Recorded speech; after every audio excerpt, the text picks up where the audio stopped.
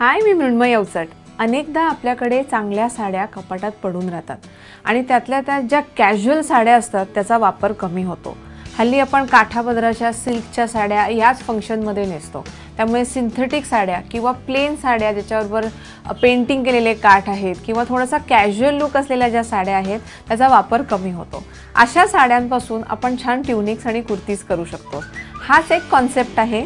ही plain sari होती सिल्कची आणि याला हँड पेंटेड काठ होते आणि पदरही हँड पेंटेड होता। मी पदर आणि काठाचा वापर केलेला नाहीये।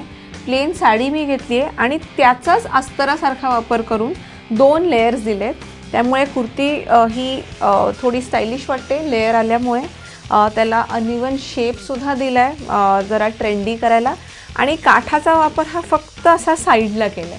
याच्यामुळे हे टिपिकल साडीपासून बनवलंय हे वाटत नाही आणि पदर आणि काठ याचा कुठल्या तरी वेगळ्या कुर्तीसाठी किंवा आउटफिटसाठी उपयोग आपल्याला करता येईल। पावसाळ्यासाठी सिंथेटिक कुर्तीजला आपल्याला ऑप्शन हवे असतात, तर आपल्या घरात पडलेल्या अशा सिंथेटिक साड्या ज्या असतील कपाटामध्ये ज्या नेसल्या जात नाहीत त्याचा तुम्ही नक्की वापर करू शकता आणि सिंथेटिक साड्यांपासून तुमच्या मॉन्सून वॉर्डरोबला वेगळ्या प्रकारच्या ट्युनिक्स ॲड करू शकता।